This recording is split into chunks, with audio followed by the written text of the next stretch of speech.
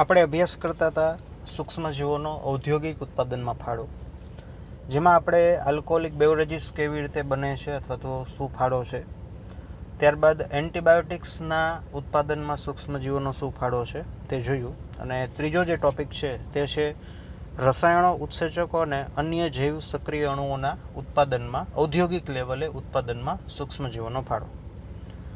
તો આ ટૉપિકની અંદર 3 મુખ્ય જેને કહેવાય પ્રોડક્ટ્સ આપણે ભણવાની છે. પહેલું છે કાર્બનિક એસિડ, બીજું છે ઉત્સેચકો અને ત્રીજું છે અન્ય પ્રોડક્ટ્સ અથવા તો અમુક પ્રકારની દવાઓ. તો સાઇટ્રિક એસિડ, જેને આપણે સાદી ભાષામાં લીંબુના ફૂલ તરીકે ઓળખીએ છીએ અને લીંબુની અવેજીમાં આપણે એનો ઉપયોગ કરીએ છીએ. તો આ સાઇટ્રિક એસિડ મીન્સ કે આ કાર્બનિક એસિડની ચર્ચા કરીએ છીએ. તો આ સાઇટ્રિક એસિડ એસ્પરજીલસ નાઇજર નામની ફૂગમાંથી મેળવવામાં આવે છે. Number 2, acetic acid. Acetic acid જે છે તે એસિટોબેક્ટર એસિટી બેક્ટેરિયામાંથી મેળવવામાં આવે છે. બ્યુટેરિક એસિડ ક્લોસ્ટ્રીડિયમ બ્યુટેરિકમ બેક્ટેરિયામાંથી મેળવવામાં આવે છે. અને લેક્ટિક એસિડ ખૂબ જ જૂના અને જાણીતા એવા આપણા લેક્ટોબેસિલસ બેક્ટેરિયામાંથી મેળવવામાં આવે છે. તો આ છે કાર્બનિક એસિડ. જોઈએ આપણે ઉત્સેચકો વિશે. Number 1, lipase. લાઇપેઝ ઉત્સેચક વિશે આપણે પાચન તંત્રની અંદર જોયું કે જે લિપિડ અથવા તો ચરબી જે છે એનું વિઘટન પ્રેરે. તો આ લાઇપેઝ ઉત્સેચક જે છે તે સ્યુડોમોનાસ અને બેસિલસ પ્રજાતિના તથા અન્ય પ્રજાતિના બેક્ટેરિયા દ્વારા મેળવવામાં આવે છે. અને આ લાઇપેઝ ઉત્સેચક જે છે એનો મુખ્ય ઉપયોગ ડિટર્જન્ટની બનાવટમાં તથા લોન્ડ્રીની અંદર તૈલી ડાઘાઓ દૂર કરવા માટે. તો સેમ મિકેનિઝમ છે કે કપડા ઉપર ઓઇલ કે ગ્રીસના ડાઘા હોય, આ ઓઇલ કે ગ્રીસ જે છે તે એક પ્રકારના લિપિડ્સ છે, ઓર્ગેનિક જેને કહેવાય કે કાર્બન દ્રાવ્ય અથવા તો કાર્બનિક દ્રાવ્ય પદાર્થો છે.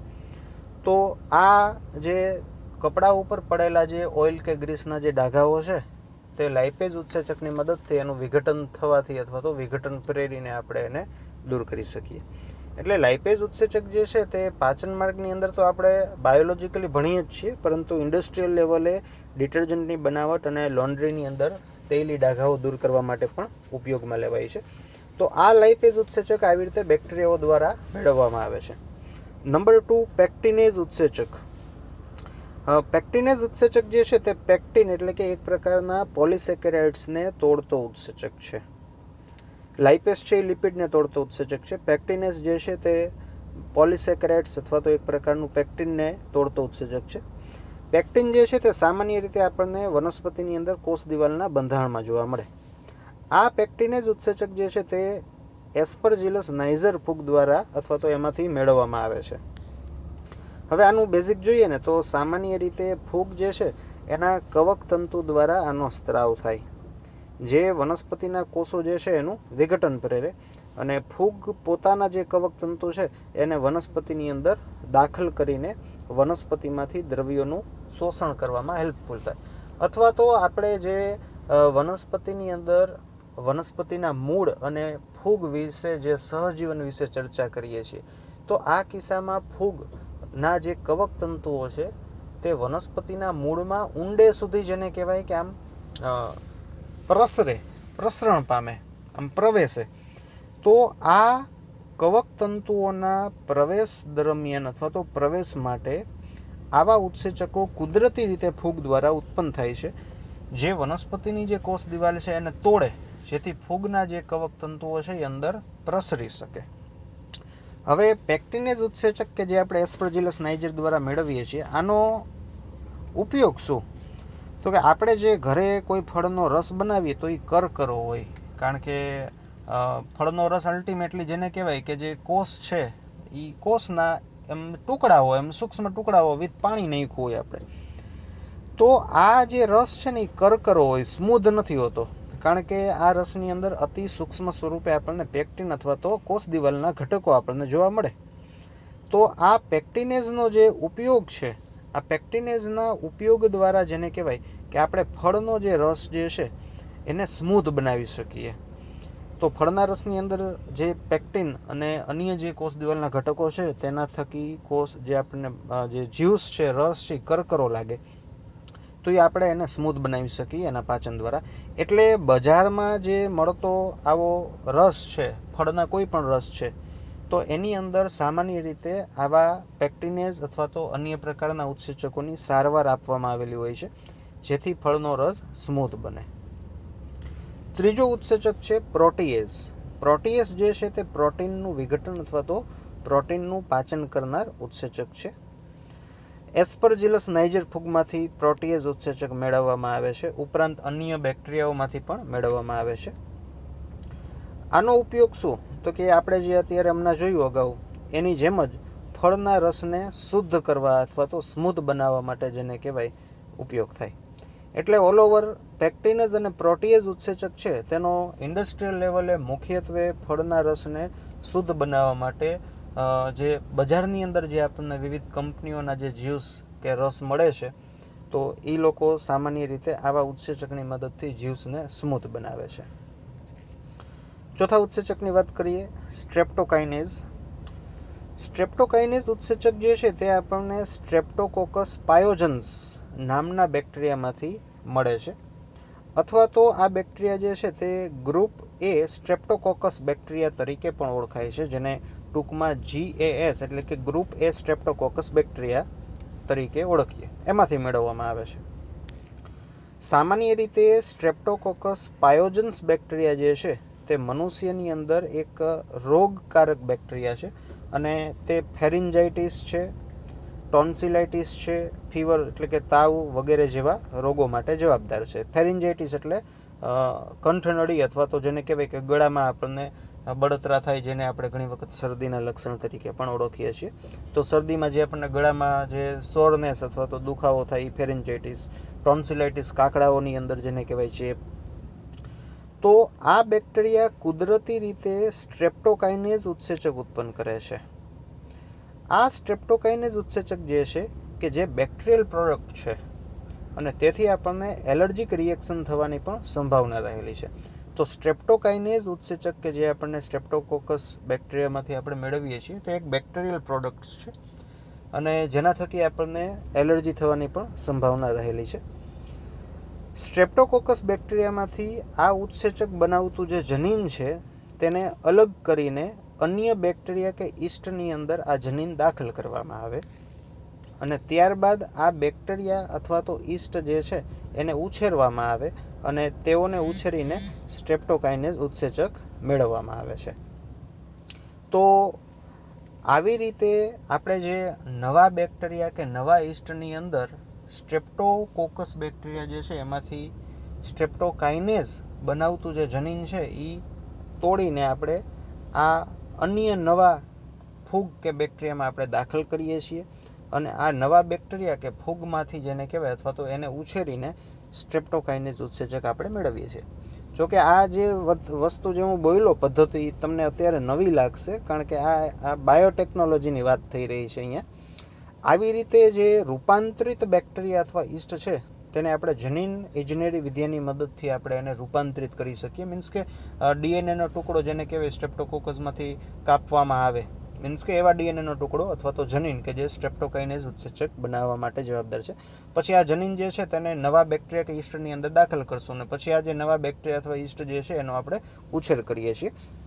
તો આ જનીન ઇજનેરી વિદ્યાની જેને કહેવાય કે જીનેટિક એન્જિનિયરિંગની અહીંયા ચર્ચા થાય છે, જેના વિશે આપણે કન્સેપ્ટ થોડાક કેવી રીતે ડીએનએનો ટુકડો કાપવામાં આવે છે, કેવી રીતે નવા વાહક અથવા તો નવા કોષોની અંદર દાખલ કરવામાં આવે છે, આપણે ભણશું.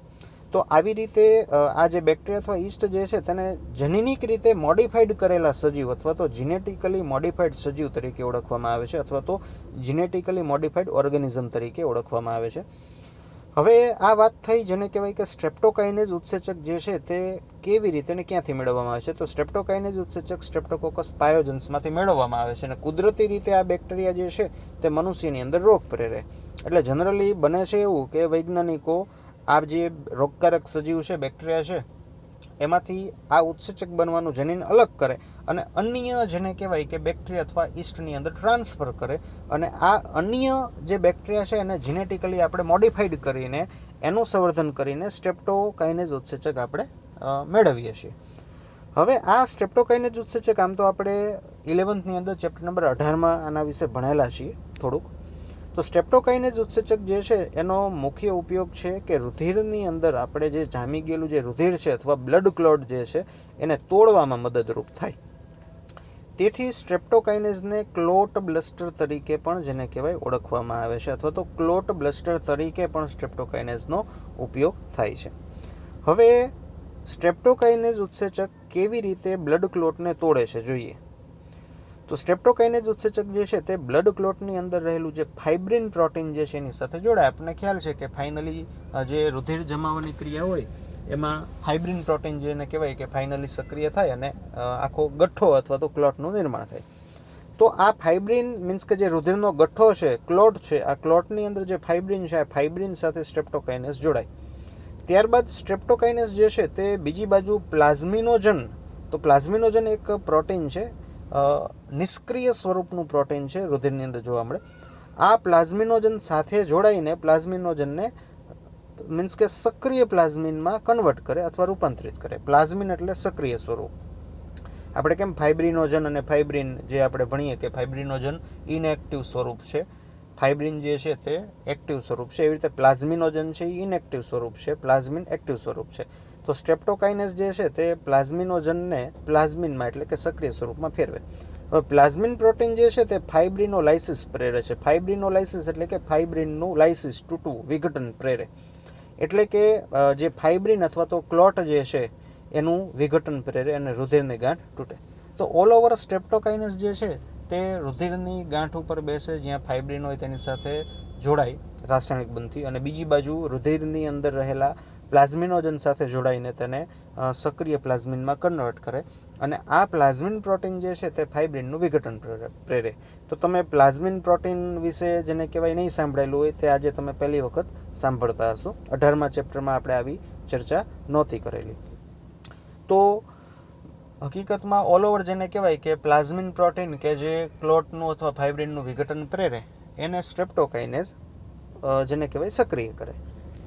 ઉપરાંત આપણે ભણી ગયા કોરોનરી આર્ટરી ડિસઓર્ડરની અંદર જે વિવિધ સ્ટેપ આવે. પહેલું સ્ટેપ હતું એથેરોસ્ક્લેરોસિસ, અને એથેરોસ્ક્લેરોસિસથી આગળનું સ્ટેપ હતું માયોકાર્ડિયલ ઇન્ફ્રેક્શન, એન્જાઇના પેક્ટોરિસ હતું, અને એન્જાઇના પેક્ટોરિસથી આગળનું સ્ટેપ હતું માયોકાર્ડિયલ ઇન્ફ્રેક્શન. અને માયોકાર્ડિયલ ઇન્ફ્રેક્શન જેને કહેવાય કે જો બહુ મોટા વિસ્તારમાં હોય અથવા તો કોઈ અગત્યનો વિસ્તાર જેમ કે ડાબુક ક્ષેપક છે ત્યાં હોય, અને જો કોષો વધુ પ્રમાણમાં જેને કહેવાય મૃત્યુ પામે તો દર્દીનું મૃત્યુ થાય, ને જો દર્દીનું મૃત્યુ થાય તો આપણે એને હાર્ટ એટેક આવ્યો એમ કહેતા. તો ઓલ ઓવર માયોકાર્ડિયલ ઇન્ફ્રેક્શન એટલે આપણે ભણી ગયા કે જે હૃદયને રુધિર પૂરું પાડતી જે ધમનીઓ છે આ ધમનીની અંદર ક્લોટ જેને કહેવાય એકઠું થાય અને લોહીની નળી જે છે તે બ્લોક થાય, જેથી અમુક વિસ્તારને રુધિર જેને કહેવાય પહોંચતું નથી, ઓક્સિજન પહોંચતો નથી અને પેશી જે છે તે મૃત્યુ પામે. તો આ કન્ડિશનને ઇન્ફ્રેક્ટ થવું અથવા તો માયોકાર્ડિયલ ઇન્ફ્રેક્શન તરીકે ઓળખવામાં આવે છે. તો માયોકાર્ડિયલ ઇન્ફ્રેક્શનના કિસ્સામાં જે રુધિરવાહિનીઓ બ્લોક હોય છે આ રુધિરવાહિનીઓને જેને કહેવાય કે બ્લોકને અથવા તો આ જે ક્લોટ છે એને દૂર કરવા માટે સ્ટ્રેપ્ટોકાઇનેઝ ઇન્જેક્શન આપવામાં આવે છે, જેથી રુધિરની ગાંઠ તૂટે અને હાર્ટ એટેકની આગળ સંભાવનાઓ ઘટે છે. અન્ય રસાયણની ચર્ચા કરીએ તો આ આપણે જોયા બધા ઉત્સેચકો. હવે અન્ય રસાયણ પહેલું છે સાયક્લોસ્પોરિન એ, અથવા તો ઘણી વખત સિસ્ક્લોસ્પોરિન એ તરીકે પણ ઉચ્ચાર કરવામાં આવે છે, જે ટ્રાઇકોડર્મા પોલિસ્પોરમ નામની ફૂગમાંથી મેળવવામાં આવે છે. આ સાયક્લોસ્પોરિન એ જે છે તે ટી કોષની સક્રિયતામાં ઘટાડો કરે, જેથી ટી કોષ જે છે તે સ્વજાત અને પરજાતનો ભેદ પારખવા માટે સક્ષમ બનતા નથી. આમ સાયક્લોસ્પોરિન એ નામનું જે રસાયણ છે તે રોગ પ્રતિકારક શક્તિમાં ઘટાડો પ્રેરે, જેનો આપણે ઉપયોગ અંગ પ્રત્યારોપણ અથવા તો ટ્રાન્સપ્લાન્ટેશનના કિસ્સામાં આપણે શરૂઆતના જેને કહેવાય આપણે ભણી ગયા કે શરૂઆતના મિનિમમ 6 મહિના સુધી તો વધુ પ્રમાણમાં રોગ પ્રતિકારક શક્તિ જે છે એને આપણે ડાઉન રાખવી પડે. તો એવા કિસ્સામાં સાયક્લોસ્પોરિન એનો ઉપયોગ થાય, જેથી પ્રત્યારોપિત અથવા ટ્રાન્સપ્લાન્ટ કરેલું જે અંગ છે તે શરીર દ્વારા રિજેક્ટ ન થાય. નંબર 2 બીજું રસાયણ છે સ્ટેટિન્સ. હવે સ્ટેટિન્સ જે છે તે આમ તો કોઈ રસાયણનું નામ નથી, પરંતુ તે ઘણા બધા રસાયણનો સમૂહ છે અથવા તો રસાયણના પ્રકાર તરીકે ઓળખવામાં આવે છે. તો સ્ટેટિનનો એક પ્રકાર છે લોવાસ્ટેટિન. લોવાસ્ટેટિન નામનું રસાયણ કોલેસ્ટ્રોલનું પ્રમાણ આપણા શરીરમાં ઘટાડે. હવે આપણે આમ તો ભણી ગયા 11th કે કોલેસ્ટ્રોલ જે છે તે કેવી રીતે નિર્માણ પામે. તો કે એસિટાઇલ કોએન્ઝાઇમ એમાંથી જેને કહેવાય કોલેસ્ટ્રોલનું નિર્માણ થાય. આ એસિટાઇલ કોએન્ઝાઇમ એ ક્યાંથી આવે? તો કે આ એસિટાઇલ કોએન્ઝાઇમ એ ફેટી એસિડ જે હોય એમાંથી એસિટાઇલ કોએન્ઝાઇમ એનું નિર્માણ થાય. અને ફેટી એસિડ નોર્મલ જે ટ્રાઇગ્લિસરાઇડ્સ લિપિડ છે, આપણે જે ઘી ખાઈ, તેલ ખાઈ, એમાંથી ફેટી એસિડ, અને ફેટી એસિડમાંથી એસિટાઇલ કોએન્ઝાઇમ એ અને એસિટાઇલ કોએન્ઝાઇમ એમાંથી કોલેસ્ટ્રોલનું નિર્માણ થાય, મુખ્યત્વે યકૃતના કોષોમાં. એટલે ફેટી એસિડ એટલે કે જે ટ્રાઇગ્લિસરાઇડ્સ પ્રકારના સાદા લિપિડ છે એમાંથી કોલેસ્ટ્રોલ અથવા તો સ્ટીરોઇડલ પ્રકારનું લિપિડ કોલેસ્ટ્રોલ એનું નિર્માણ થાય. અને બીજો એક પાથવે છે ઇથેનોલ હોય, ઇથેનોલ. આ ઇથેનોલમાંથી પણ એસિટાઇલ કોએન્ઝાઇમ એ બને અને એસિટાઇલ કોએન્ઝાઇમ એમાંથી કોલેસ્ટ્રોલ બને.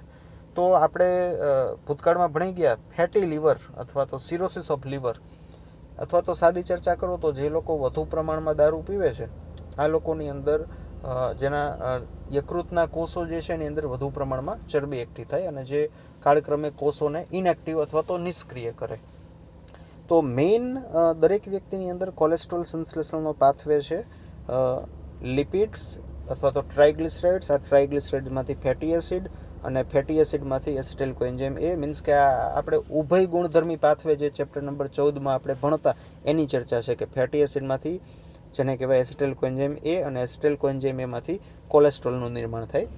હવે એસિટાઇલ કોએન્ઝાઇમ એમાંથી કોઈ એક જ સ્ટેપમાં કોલેસ્ટ્રોલનું નિર્માણ નથી થતું, વચ્ચે ઘણા બધા સ્ટેપ આવે, પણ આપણે ટૂંકમાં અહીંયા ચર્ચા કરેલી છે.